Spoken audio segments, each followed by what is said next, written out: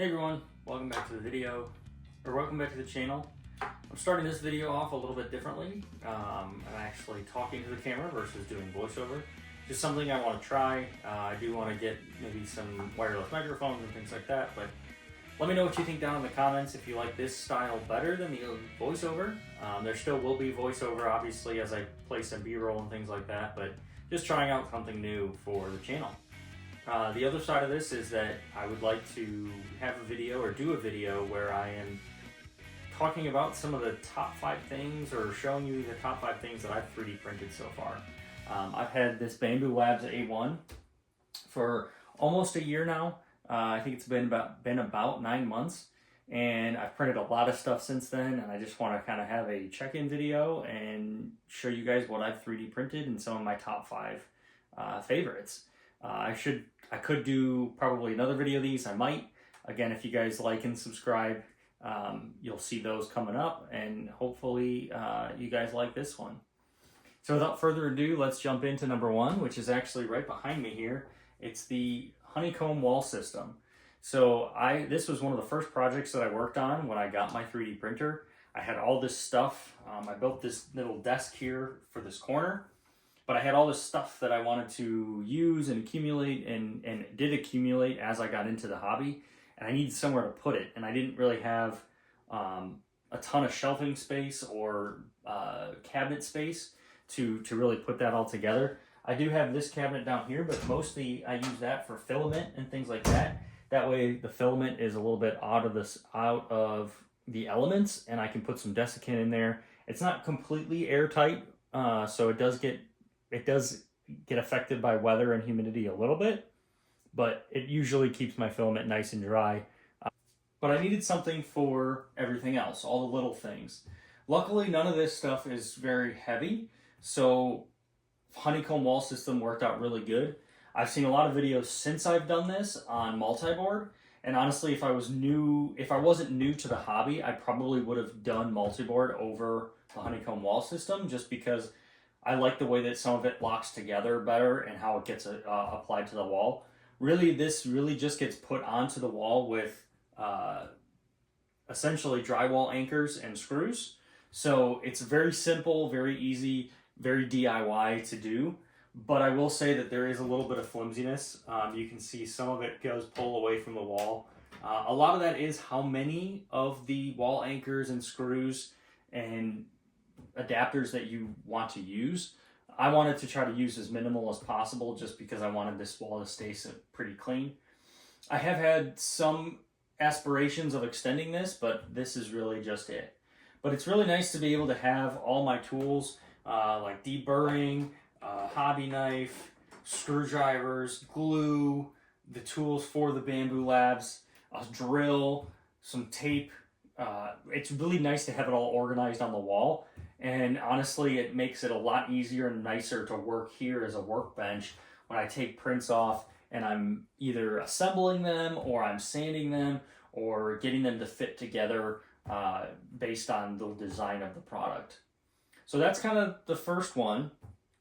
And I'll show you some other videos of some other places. I do have it also at my painting desk, which you'll see here. And really, I just use this to get my paint up off the desk, give me some more workspace.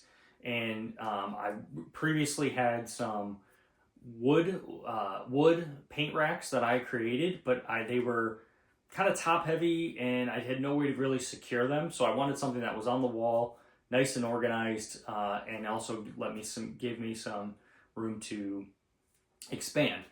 The other area that I go into is underneath my TV. I have my computer hooked up to a TV as the monitor. So when I'm gaming, when I'm not gaming, I needed somewhere to put my controller, my keyboard, my headphones, and my mouse. So this really I had some extra extra Honeycomb wall system pieces. So I was able to just kind of extend that along, and it works out really well, and it gets that stuff up off my desk so that I'm not getting cluttered on the desk necessarily. So that's number 1. Let's move on to number 2. Props. This is actually the main reason I got into 3D printing to begin with, and that can all be related to the Galactic Armory, excuse me, they came out with the files for these helmets and did a competition.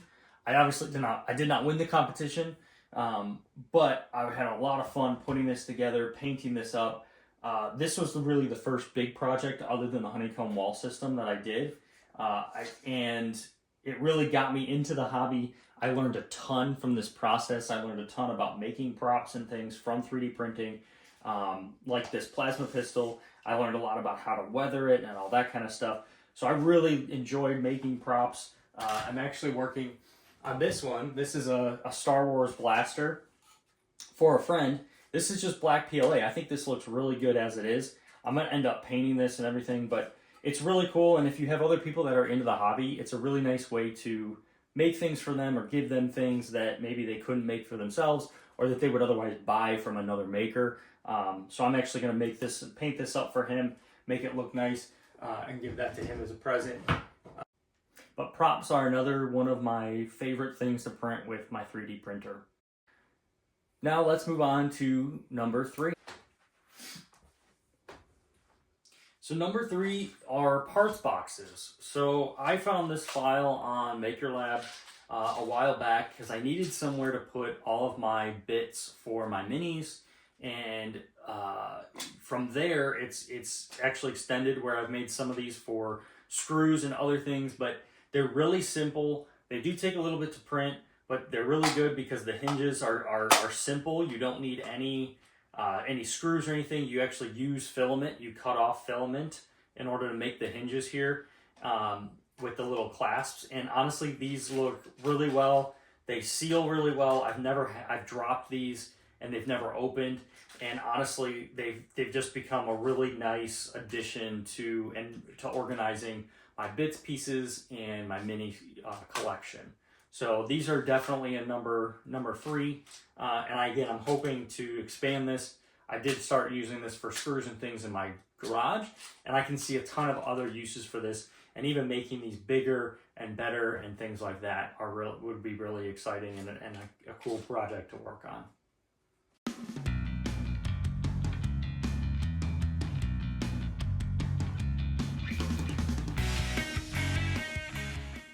Let's move on to number 4. So number 4 is actually a recent project, and one of my last videos on the channel was 3D printing shelf brackets. I think this is a super practical use of a 3D printer, and it's something that I think legitimately saved me money. Even though shelving brackets, you can get them on Amazon for, $20 maybe for a decent set that are maybe metal and everything. But really, I think the strength of these is probably the same, especially if you're going into studs like I did. But really, I think this is a practical use, and I could see myself making these for years to come and for really any kind of shelving project that I don't need super heavy duty shelving for. So this comes in at number 4.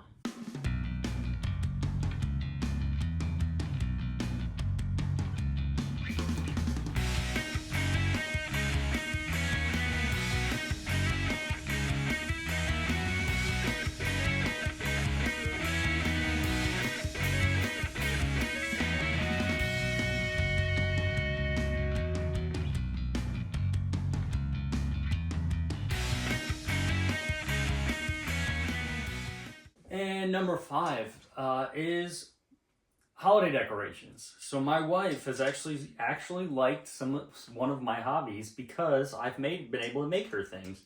And now every holiday she seems to come to expect some sort of holiday decoration that I'll print for her. So these are just little hearts, like American flag hearts, that I printed off for the recent holiday of 4th of July. But you can use these for Memorial Day.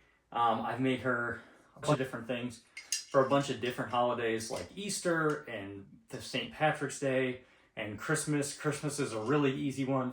So is Easter. But just something that, again, you can make for other people, for presents, for gifts for people. I've made Christmas ornaments and things like that. So I think holiday decorations are a really easy and good thing to 3D print. And it comes in at my number 5. But that's not all. I do have one bonus one.